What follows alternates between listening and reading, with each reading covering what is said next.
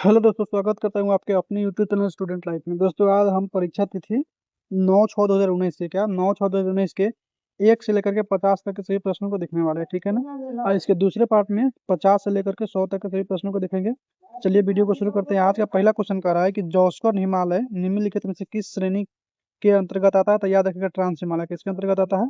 तो ट्रांस हिमालय के अंतर्गत आता है, तो इसको भी ध्यान रखिएगा। अगला क्वेश्चन आपसे पूछ रहा है 2 नंबर की गर्भ में पल रहे बच्चों को पोषण निम्नलिखित में से किस माध्यम से प्राप्त होता है। गर्भ में पल रहे बच्चों को पोषण निम्नलिखित में से किस माध्यम से प्राप्त होता है। तो इसका सही उत्तर हो जाएगा प्लेसेंटा के माध्यम से। किसके? प्लेसेंटा के माध्यम से, ठीक है ना। याद रखिएगा दोस्तों, प्लेसेंटा क्या है।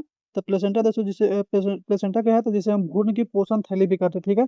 इसके एक सिरे पर गर्भनाल जुड़ी होती है और दूसरे सिरे पर बच्चे के नाभि से जुड़ा होता है, ठीक है ना। इस स्थिति में माता जो भी आहार ग्रहण करती है वह पाचक एवं पोषक रसों के माध्यम से प्लेसेंटा में एकत्र होता है, और जो सभी पोषक तत्व नाल के माध्यम से बच्चों तक पहुंचा है। तो इसका भी ध्यान रखिएगा। अगला क्वेश्चन आपसे पूछ रहा है 3 नंबर कि हेपेटाइटिस हेपेटाइटिस बी को भारत सरकार ने किस वर्ष तक उन्मूलन का लक्ष्य रखा है। हेपेटाइटिस बी को भारत सरकार ने किस वर्ष तक उन्मूलन का लक्ष्य रखा है। तो याद रखिएगा दोस्तों, हेपेटाइटिस बी को स्वास्थ्य एवं परिवार कल्याण मंत्रालय ने 28 जुलाई 2019 को 28 जुलाई कब 28 कब दोस्तों 28 जुलाई 28 कब 28 जुलाई 2019 को कब 28 जुलाई 2019 को नई दिल्ली में विश्व हेपेटाइटिस दिवस के अवसर पर राष्ट्रीय वायरल हेपेटाइटिस नियंत्रण कार्यक्रम का क्या किया गया था, शुभारंभ किया गया, ठीक है।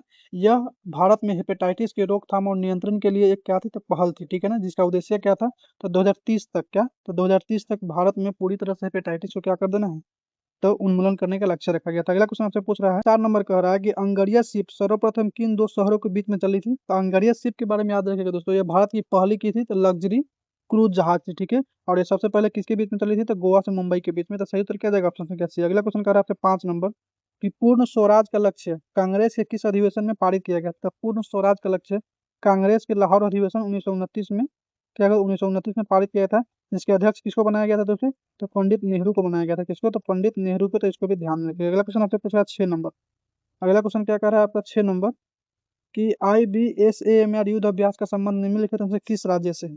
IB सबसे पहले बात करते हैं किसकी, तो IBSAMAR का फुल फॉर्म क्या हो जाएगा दोस्तों, तो इंडिया। क्या, INDI India, Brazil Brazil, south Africa SOUTH Africa, AFRICS Africa, maritime क्या हो जाएगा दोस्तों, मरीटाइम।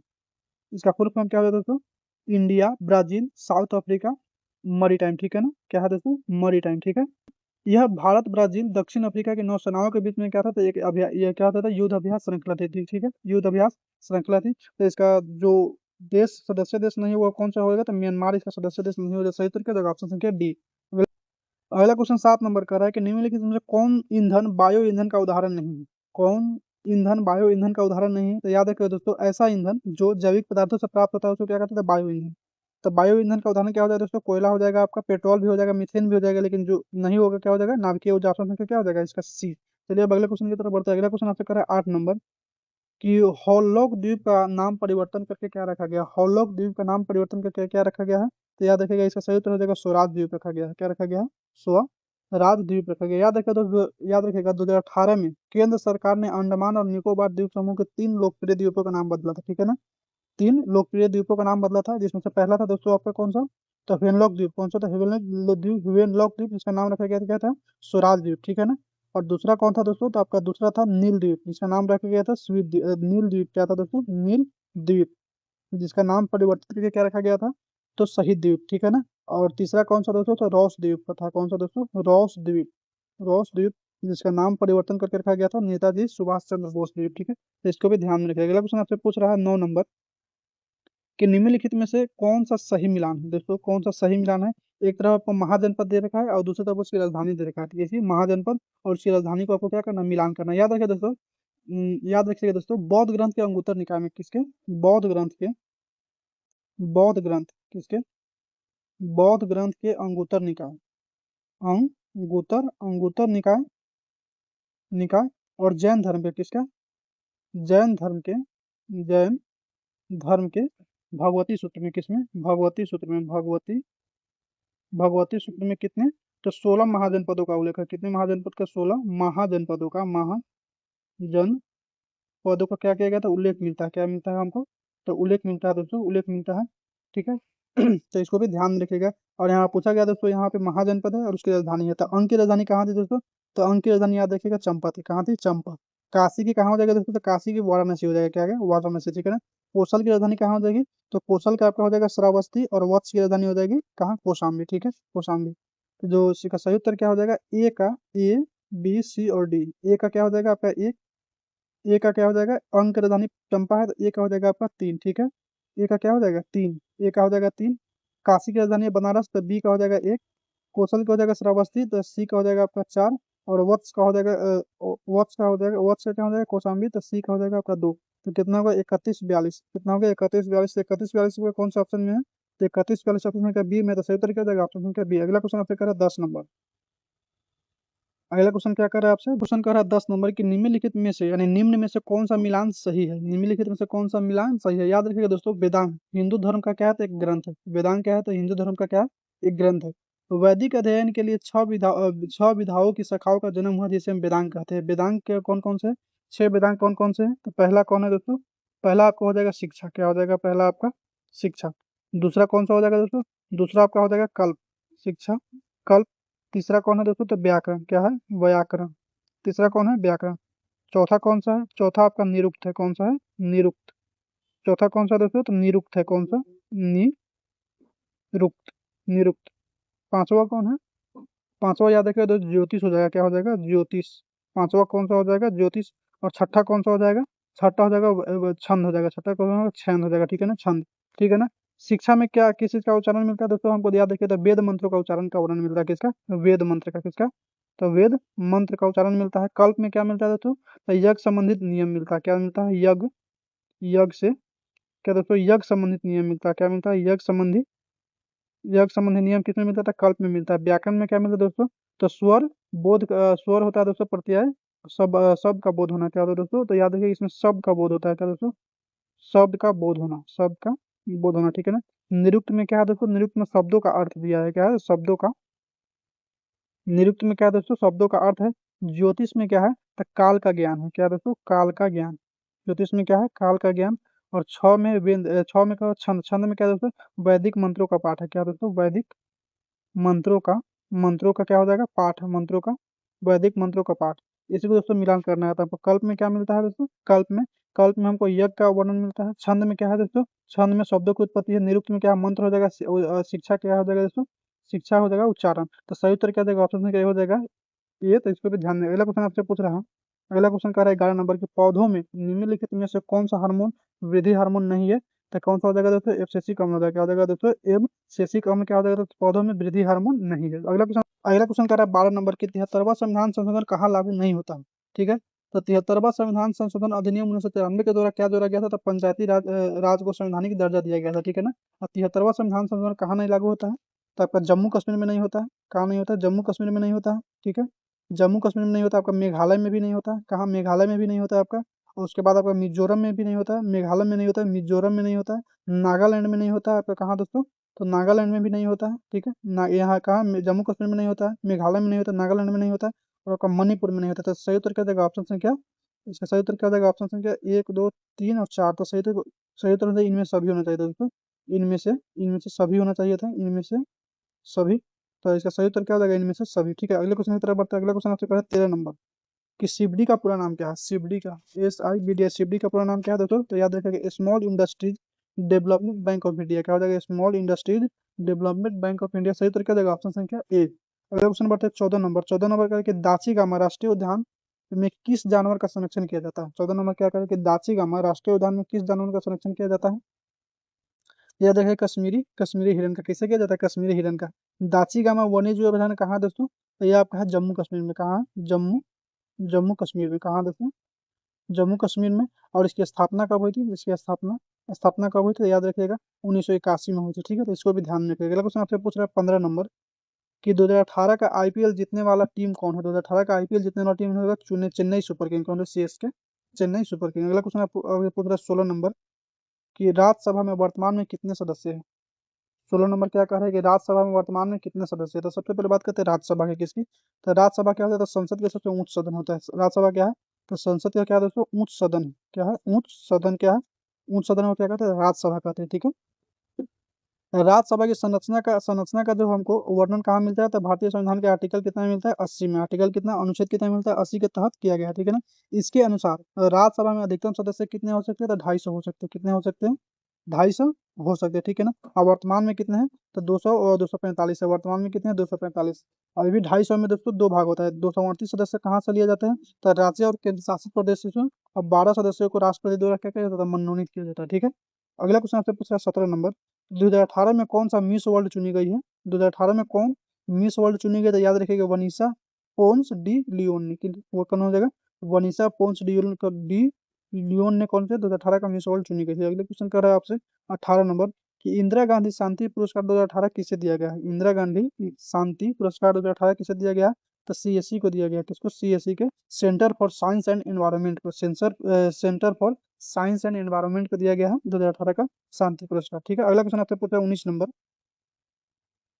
अगला क्वेश्चन क्या कर रहा है 19 नंबर की, गुरु गोविंद सिंह का 2019 में कौन सा जन्म दिवस मनाया गया है, तो 352वीं जन्म दिवस। कौन सा मनाया गया है, 352वीं जन्म दिवस मनाया गया है। कौन सा, 352वीं जन्म दिवस। याद रखिएगा दोस्तों, वो इसी के बाद देखिएगा दोस्तों, किस धर्म के, सिख धर्म के। सिख धर्म के कौन से गुरु थे, 10वें गुरु थे। कौन से, 10वें नंबर के गुरु थे। कौन से, 10वें नंबर के गुरु थे। इसी ने दोस्तों, इन्होंने ही खालसा पंथ की स्थापना की थी। किनकी, खालसा खालसा पंथ की स्थापना किनके द्वारा की गई थी, तो गुरु गोविंद सिंह के द्वारा ही की गई थी। ठीक है, तो इसको भी ध्यान में रखिए। अगला क्वेश्चन आपसे पूछ रहा है 20 नंबर की, सी सभा की स्थापना कहाँ की गई थी। सी सभा की स्थापना कहाँ की गई थी, तो याद रखिएगा दोस्तों, सिखों के सुधारवादी संगठन के रूप में सी सभा की स्थापना 1873 में, कहाँ, 1873 में कहाँ पर की गई थी, तो पंजाब में की गई थी। ठीक है, कहाँ पर की गई थी, पंजाब में। इसके दो प्रमुख उद्देश्य थे। पहला उद्देश्य था सिखों के लिए आधुनिक शिक्षा की उपलब्ध सुनिश्चित करना, तथा दूसरा उद्देश्य था सिख धर्म के हितों को नुकसान पहुंचाने वाली रूढ़ियों के खिलाफ संघर्ष करना। ठीक है, तो इसको भी ध्यान में रखिएगा। अगला क्वेश्चन आपसे पूछ रहा है 21 नंबर की, पूसा कृषि विज्ञान मेला 2019 का आयोजन कहाँ हुआ है। पूसा कृषि विज्ञान मेला 2019 का आयोजन कहाँ हुआ है, तो यह होगा नई दिल्ली में। कहाँ हो जाएगा, नई दिल्ली में। अगला क्वेश्चन कह रहा है 22 नंबर। अगला क्वेश्चन कह रहा है 22 नंबर की, कुश्ती से संबंधित निम्नलिखित में से कौन सा खिलाड़ी है, तो बजरंग पूर्णिया क्या हो जाएगा, कुश्ती से। सुनील छेत्री किससे हो जाएगा दोस्तों, फुटबॉल से। क्या, फुटबॉल से हो जाएगा आपका सुनील छेत्री। और कुश्ती से हो जाएगा बजरंग पूर्णिया। तो सही तरीके हो जाएगा ऑप्शन संख्या सी।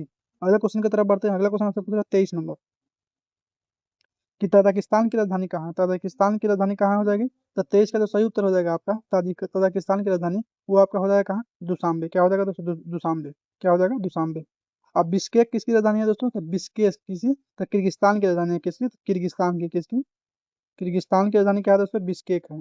ताशकंद किसकी राजधानी है दोस्तों, ताशकंद। तो याद रखिएगा उज्बेकिस्तान की, कुछ की, उज्बेकिस्तान की राजधानी क्या है, उज्बेकिस्तान का ही ताशकंद है। तो इसको भी ध्यान में रखिएगा। अगला क्वेश्चन आपसे पूछ रहा है, अनुच्छेद 117 का संबंध किससे है। अनुच्छेद 117 का संबंध किससे है, तो याद रखिएगा दोस्तों, वित्त विधेयक से है। किससे है, तो वित्त विधेयक से। वित्त विधेयक ऐसे विधेयक को कहा जाता है जिसमें आय अथवा व्यय से संबंधित क्या होता है दोस्तों, उल्लेख होता है। ठीक है ना। वित्त विधेयक से आपसे पूछ रहा है 24 नंबर 25 नंबर की, एक नौकरी एक परिवार योजना किस राज्य से है दोस्तों, तो एक नौकरी एक परिवार योजना सिक्किम राज्य से है। कौन से, सिक्किम राज्य से। याद रखिएगा, तो 12 जनवरी को, कब, 12 जनवरी 2019 को, 12 जनवरी 2019 को सिक्किम के तत्कालीन मुख्यमंत्री कौन, सिक्किम के तत्कालीन मुख्यमंत्री कौन थे दोस्तों, पवन चामलिंग। कौन, पवन चामलिंग के द्वारा दोस्तों क्या दिया गया था, तो वन फैमिली वन जॉब का नारा दिया गया था। तो इसको भी ध्यान रखिएगा। अगला क्वेश्चन आपसे पूछ रहा है 26 नंबर कि वज्र प्रहार युद्धाभ्यास किन दो देशों के बीच में हुआ था, तो वज्र प्रहार युद्धाभ्यास भारत और अमेरिका के बीच में हुआ था। किसके, भारत और अमेरिका के बीच में हुआ था। तो इस पर भी ध्यान रखिएगा। अगला क्वेश्चन आपसे पूछ रहा है 27 नंबर,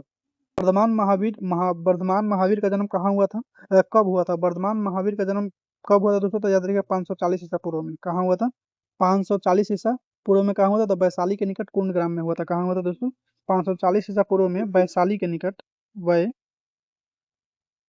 के निकट निकट कुंडग्राम में हुआ था। कहाँ दोस्तों, कुंडग्राम में हुआ था। वैशाली के निकट कहाँ हुआ था, कुंडग्राम में। ठीक है ना। इनके पिता का नाम क्या था दोस्तों, पिता का नाम याद रखिएगा, सिद्धार्थ था। क्या नाम था, सिद्धार्थ। जो कौन थे दोस्तों, तो याद रखिएगा ज्ञात्रिक कुल के प्रधान थे। किस किस कुल के, तो ज्ञात्रिक कुल के प्रधान थे। कुल के क्या थे, तो प्रधान थे। और माता का नाम क्या है दोस्तों, माता का नाम तो याद रखिएगा दोस्तों, माता का नाम त्रिशला था। क्या दोस्तों, त्रिशला था। जो कौन थे दोस्तों, तो लिच्छवी की जो राजा थे, लिच्छवी की राजा की बहन थी, ठीक है, तो इसको भी ध्यान में रखिएगा, ठीक है। अगले क्वेश्चन की तरफ बढ़ते हैं। वर्तमान दोस्तों याद रखिएगा, वर्तमान कौन थे, महावीर स्वामी कौन थे, तो जैन धर्म के 24वें तीर्थकर थे भी, तो इसको भी ध्यान में रख लेना। अगला क्वेश्चन आपसे पूछ रहा है, अगला क्वेश्चन आपसे पूछ रहा है कितना नंबर, 28 नंबर, कि सेलावास घास का मैदान कहाँ पाया जाता है, तो दक्षिणी अमेरिका में। सेलावास घास का मैदान कहाँ पाया जाता है, तो आपका दक्षिणी अमेरिका में पाया जाता है, तो इसको भी ध्यान में रखिएगा। अगला क्वेश्चन आपसे पूछ रहा है 29 नंबर, कि लोहा को जंग से बचाने के लिए किसका लेप लगाया जाता है, तो जिंक यानी कि जस्ता का लेप लगाया जाता है, ठीक है ना। और इसी को क्या कहते हैं दोस्तों, तो ग्लोबलाइजेशन या यसद लेपन कहते हैं। क्या कहते हैं दोस्तों, यसद यसद लेपन इसी को कहते हैं, ठीक है। इसको भी ध्यान में रखिएगा। अगला क्वेश्चन आपसे पूछ रहा है 30 नंबर, कि CaSO4.2H2O का रासायनिक नाम क्या है, CaSO4.2H2O का रासायनिक नाम क्या है, क्या CaSO4.2H2 यानी कि कैल्शियम सल्फेट डाई हाइड्रोक्साइड, क्या calcium sulphate, calcium sulphate, calcium sulphate di di hydroxide, क्या हाइड्रोक्साइड, हाइड्रोक्साइड क्या है, तो एक क्या है दोस्तों, तो ये एक प्रकार का खनिज है, क्या दोस्तों, एक प्रकार का क्या है, खनिज है, ठीक है ना। और इसको किस नाम से जाना जाता है, तो जिप्सम के नाम से जाना जाता है, किस नाम से, जिप्सम के नाम से जाना जाता है। तो सही तरीके से ऑप्शन क्या डी, जिप्सम के नाम से जाना जाता है।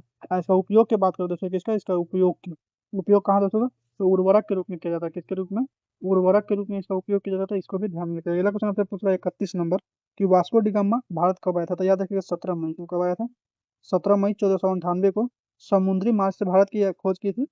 कौन था, वास्को डी गामा। ये कहाँ का यात्री था दोस्तों, तो ये पुर्तगाल का रहने वाला था। वास्को डी गामा कहाँ का यात्री था, तो पुर्तगाल का यात्री था दोस्तों। अब 1498 में कैसे, तो भारत के लिए समुद्री मार्ग की क्या की थी, खोज की थी। अब पहुंचा कहाँ था, तो केरल के कालीकट बंदरगाह पर, केरल के कालीकट बंदरगाह पर, कालीकट बंदरगाह पर पहुंचा था।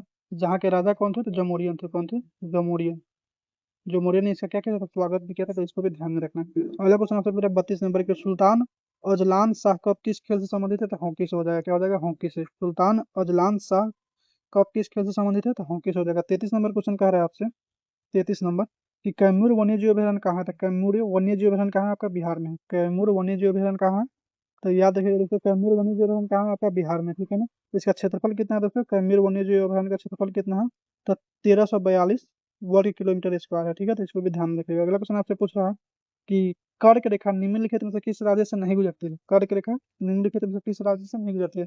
सबसे पहले कर्क रेखा कहते हैं किसको है, तो 23.5 डिग्री उत्तरी अक्षांश रेखा होता है, क्या दोस्तों, 23.5 डिग्री उत्तरी अक्षांश रेखा होता है, क्या होता है, उत्तरी अक्षांश रेखा को क्या कहता है, तो कर्क रेखा कहते हैं। और यह भारत के कितने, भारत के 8 राज्यों से गुजरता है, 8 राज्यों से होकर गुजरता है, से होकर क्या होता है, होकर गुजरता है, गुजरता है। कौन कौन सा हो जाएगा, तो आपका हो जाएगा, पहला हो जाएगा गुजरात, गुजरात, दूसरा हो जाएगा आपका राजस्थान, कौन हो जाएगा, दूसरा राजस्थान, तीसरा आपका हो जाएगा मध्य प्रदेश, क्या हो जाएगा दोस्तों, मध्य प्रदेश, तीसरा क्या हो जाएगा, मध्य प्रदेश, चौथा कौन सा हो जाएगा, गुजरात, राजस्थान, मध्य प्रदेश, चौथा हो जाएगा आपका छत्तीसगढ़, कौन सा हो जाएगा, छत्तीसगढ़, छत्तीसगढ़, पांचवा हो जाएगा झारखंड, क्या हो जाएगा दोस्तों, झारखंड, छत्तीसगढ़, झारखंड, छठा हो जाएगा आपका पश्चिम बंगाल, पश्चिम बंगाल कौन सा हो जाएगा, पश्चिम बंगाल, सातवां हो जाएगा त्रिपुरा, त्रिपुरा, और आठवां कौन सा हो जाएगा दोस्तों, मिजोरम, कौन सा हो जाएगा, मिजोरम, ठीक है। तो यहाँ पे पूछा गया है, कर्क रेखा निम्नलिखित में से किस राज्य से होकर के नहीं गुजरती है, तो इसका सही उत्तर ऑप्शन है, ये हो जाएगा उड़ीसा से होकर के नहीं गुजरती है, बाकी सबसे होकर के क्या करती है, गुजरती है। अगला क्वेश्चन आपसे पूछा 35 नंबर, कि नारी शक्ति पुरस्कार से सम्मानित सीमा राव का संबंध निम्नलिखित में से किससे है, तो कमांडो ट्रेनर से, किससे हो जाएगा दोस्तों, ऑप्शन संख्या बी, कमांडो ट्रेनर से। अगला क्वेश्चन करा है 18 नंबर, अगला क्वेश्चन करा है 36 नंबर, अगला क्वेश्चन करा है 36 नंबर के, ट्रेन 18 का नया नाम क्या है, तो ट्रेन 18 का नया नाम क्या हो जाएगा दोस्तों, वंदे भारत एक्सप्रेस, क्या हो जाएगा, वंदे भारत एक्सप्रेस, याद रखिएगा। ये भारत की पहली बिना इंजन की सेमी हाई स्पीड ट्रेन है। इसका निर्माण कौन किया था, चेन्नई के, इनका निर्माण कहाँ हुआ था, निर्माण निर्माण चेन्नई के इंटीग्रल कोच फैक्ट्री में, कहा, चेन्नई के इंटीग्रल इंटीग्रल कोच फैक्ट्री में, इंटीग्रल कोच फैक्ट्री में हुआ था, ठीक है ना, कोच फैक्ट्री में, इंटीग्रल कोच फैक्ट्री में हुआ था, ठीक है ना। और इसकी मैक्सिमम स्पीड कितनी है, maximum 160 kilometre, maximum maximum speed कितनी है, 160 किलोमीटर प्रति घंटा, 160 किलोमीटर प्रति घंटा। ये पहली बार कहाँ चली थी, तो बनारस, दिल्ली से बनारस के बीच में पहली बार कहाँ चली थी, दिल्ली टू बनारस चली थी, कहाँ, बनारस चली थी, ठीक है। ये 755 किलोमीटर की दूरी केवल 8 घंटे में तय की थी, तो इसको भी ध्यान में रखिएगा।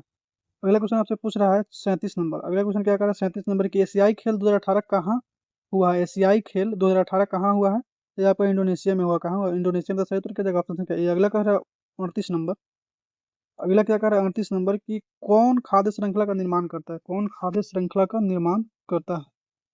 पहले खाद्य श्रृंखला कहते किसको? खाद्य श्रृंखला, खाद्य श्रृंखला कहते किसको है?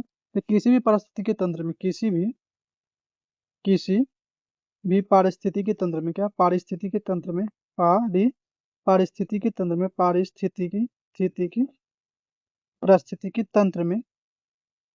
पारिस्थितिकी तंत्र में उत्पादक से उच्च उपभोक्ता तक, उत्पादक से उत्पादक उत्पादक से उच्च उपभोक्ता तक, उत्पादक से उच्च उपभोक्ता तक, उत्पादक से उच्च उपभोक्ता उत्पादक से उच्च उपभोक्ता तक खाद्य पदार्थों या खाद्य ऊर्जा के स्थानांतरण के क्रमबद्ध प्रवाह के पथ को क्या कहते हैं? खाद्य श्रृंखला कहते हैं। क्या कहते हैं? किसी भी पारिस्थितिकी तंत्र में उत्पादक के उच्च उपभोक्ता तक खाद्य पदार्थ या खाद्य खाद्य पदार्थ पदार्थ या खाद्य ऊर्जा, क्या खाद्य पदार्थ या खाद्य ऊर्जा के हस्तांतरण हस्तांतरण हस्तांतरण के क्रमबद्ध प्रवाह क्रमबद्ध प्रवाह के पथ को क्या कहते हैं दोस्तों? खाद्य श्रृंखला कहते हैं। क्या कहते हैं? खाद्य श्रृंखला कहते हैं, ठीक है ना, खाद्य श्रृंखला कहते हैं, ठीक है ना। इसमें क्या होता है दोस्तों? सबसे पहले आता है उत्पादक, ठीक है, उसमें प्राथमिक उपभोक्ता, उसके बाद द्वितीयक तृतीयक ऐसे बढ़ते जाता है, ठीक। सबसे पहले किसकी बात करेंगे? उत्पादक। जैसे कि मान लीजिए घास, घास क्या होगा दोस्तों? यहाँ पे घास हो जाएगा उत्पादक। उसके बाद में द्वितीयक उपभोक्ता से प्राथमिक उपभोक्ता होगा, क्या दोस्तों? प्राथमिक उपभोक्ता, क्या प्राथमिक उपभोक्ता क्या हो जाएगा दोस्तों? तो हिरन ले लीजिए, हिरन, ठीक है ना। घास को कौन खाएगा? हिरन, ठीक है ना। हिरन को कौन खाएगा? शेर। कौन खाएगा? शेर। शेर क्या हो जाएगा दोस्तों? तो द्वितीयक उपभोक्ता हो जाएगा, क्या हो जाएगा दोस्तों? क्या हो जाएगा? द्वितीयक उपभोक्ता। तो सही उत्तर क्या हो जाएगा? शेर, हिरन और घास। सही उत्तर क्या जाएगा? ऑप्शन संख्या सी। अगला क्वेश्चन आपसे पूछ रहा है 39 नंबर कि ज्ञानपीठ पुरस्कार 2018 किसे मिला है? तो याद रखिएगा अमिताभ घोष को मिला। किसे मिला? अमिताभ घोष को। याद रखिएगा दोस्तों, भारतीय साहित्य के लिए दिया जाने वाला क्या है? तो सर्वोच्च पुरस्कार कौन है? तो ज्ञानपीठ पुरस्कार है, ठीक है ना। इसकी स्थापना कब हुई थी? इसकी स्थापना, ज्ञानपीठ पुरस्कार की स्थापना कब हुई थी? स्थापना हुई थी 1965 में। कब हुई थी? तो 1965 में। देश का कोई भी व्यक्ति जो भारतीय संविधान की 8वीं अनुसूची में बताई गई 22 भाषाओं में से किसी भी भाषा में यदि रचना करता है तो इस पुरस्कार के योग्य माना जाएगा, ठीक है ना। इस पुरस्कार की धनराशि कितनी है? इस पुरस्कार की धनराशि कितनी है? तो 11 लाख है। कितनी है? 11 लाख है, ठीक है ना। और सबसे पहले 1965 में मलयालम के एक लेखक थे, मलयालम के लेखक कौन से? मलयालम भाषा के लेखक थे, मलयालम भाषा के लेखक कौन थे दोस्तों? जी जी शंकर कुरूप थे। कौन थे? जी शंकर कुरूप, जिनको सबसे पहले ज्ञानपीठ पुरस्कार प्राप्त मिला था, ठीक है। तो इसको भी ध्यान में रखिएगा। अगला क्वेश्चन आपसे पूछ रहा है 40 नंबर। अगला क्वेश्चन क्या कह रहा है? 40 नंबर कि गायत्री मंत्र की रचना किसने की थी? तो विश्वामित्र जी ने की थी। अपना सही उत्तर क्या देगा? ऑप्शन क्या है? विश्वामित्र जी। अगला क्वेश्चन करें 41 नंबर की क्वांटम सिद्धांत का प्रतिपादन किसने किया था? तो क्वांटम सिद्धांत का प्रतिपादन किसने किया था? तो किसने किया था? तो मैंक प्लांक ने किया था। किसने? तो मैंक प्लांक ने किया था, ठीक है ना। जो कि ई बराबर क्या होता है? देखिए ई बराबर क्या होता है? H B. क्या होता है? ई बराबर एच बी, जहाँ ई क्या होता है दोस्तों? ई होता है आपका विकिरण की ऊर्जा। क्या होता है? किरण विकिरण की क्या होती है? ऊर्जा। विकिरण की क्या होती है? ऊर्जा। जहाँ एच क्या होता है? एच होता है प्लांक नियतांक होता है। क्या होता है दोस्तों? प्लांक नियतांक होता है, नियतांक होता है। और भी बराबर क्या होता है? तो भी बराबर होता है विकिरण की आवृत्ति। क्या होता है दोस्तों? विकिरण विकिरण की आवृत्ति होती है। क्या दोस्तों? आवृत्ति। विकिरण की क्या होती है? आवृत्ति, ठीक है ना। और प्लांक नियतांक बराबर कितना होता है? प्लांक नियतांक बराबर नियतांक का मान कितना होता है? प्लांक नियतांक का मान कितना होता है? मान बात करते होता है 6.626 गुने 10 के पावर -34 जूल सेकेंड होता है। क्या होता है? जूल सेकेंड होता था। इसको भी ध्यान में रखिएगा, ठीक है। अगला क्वेश्चन आपसे पूछ रहा है 42 नंबर। अगला क्वेश्चन क्या कह रहा है? 42 नंबर कि कपास के लिए कौन सी मिट्टी उपयुक्त होती है? तो काली मिट्टी, जिसके लिए काली मिट्टी होती है। तो सही उत्तर क्या होगा? ऑप्शन क्या? डी। अगला क्वेश्चन कर रहा है 43 नंबर। अगला क्वेश्चन क्या कर रहा है आपका? 43 नंबर कि नहावा सोहा, क्या दोस्तों? नहावा सोहा बंदरगाह कहाँ है? तो नहावा सोहा बंदरगाह कहाँ है दोस्तों? तो आपका महाराष्ट्र में। नहावा सोहा बंदरगाह कहाँ है दोस्तों? तो ये आपका है महाराष्ट्र में, ठीक है। भारत का सबसे बड़ा कंटेनर बंदरगाह कौन है दोस्तों? नहावा सोहा बंदरगाह ही है, ठीक है ना। कौन सा? नहावा सोहा बंदरगाह ही है, ठीक है ना। जो कोकण क्षेत्र नवी मुंबई में स्थित है, ठीक है ना। इसका स्थापना कब हुई थी? नहावा सोहा बंदरगाह की स्थापना कब हुई थी? स्थापना क्या स्थापना पूछा जाए तो 1984 में हुई थी। कब हुई थी?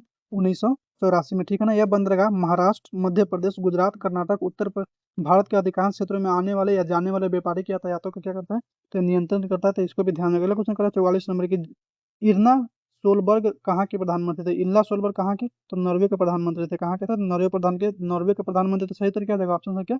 सी। अगला क्वेश्चन कह रहा है आपसे 45 नंबर की, undoubted saving the idea of India नामक पुस्तक के लेखक कौन हो जाएंगे? तो हो जाएगा पी चिदम्बरम जी। कौन हो जाएगा दोस्तों? पी चिदम्बरम जी। अगला क्वेश्चन पूछ रहा है 46 नंबर कि पाक जलडमरू मध्य कहाँ स्थित है? पाक जलडमरू मध्य कहाँ है? तो भारत और श्रीलंका के बीच में। कहाँ दोस्तों? भारत और श्रीलंका के बीच में, ठीक है। अगला क्वेश्चन पूछ रहा है 47 नंबर। अगला क्वेश्चन क्या कह रहा है? 47 नंबर की, विशेष ओलंपिक 2019 विश्व ग्रीष्मकालीन खेल कहाँ हुआ है? तो विशेष ओलंपिक 2019 ग्रीष्मकालीन खेल कहाँ हुआ है? तो सही उत्तर देगा अबू धाबी में, यूएई के अबू धाबी में, यूएई के अबू धाबी में। सही उत्तर क्या देगा? ऑप्शन है डी। अगला क्वेश्चन कर रहा है 48 नंबर। 48 नंबर करके, विश्व में प्रथम कृत्रिम बौद्धिक यानी कि आर्टिफिशियल इंटेलिजेंस समाचार वादक किस देश में बनी थी? तो बनी है तो चीन में बनी है। कहाँ बनी है? चीन में। अगला क्वेश्चन कर रहा हूँ 49 नंबर कि इनमें से कौन सा राज्य कर्क रेखा के ठीक ऊपर है? कर्क रेखा के ठीक ऊपर कौन सा हो जाएगा? तो आपका मणिपुर हो जाएगा। क्या हो जाएगा? ऑप्शन क्या? बी, मणिपुर। अगला क्वेश्चन कर रहा है 50 नंबर कि होंडुरास की राजधानी कहाँ है? होंडुरास की राजधानी क्या हो जाएगा दोस्तों? होंडुरास की राजधानी कहाँ है? तो 50 का जो सही उत्तर हो जाएगा वो हो जाएगा टेंगू सिंगलपा। क्या हो जाएगा? टेंगू सिंगलपा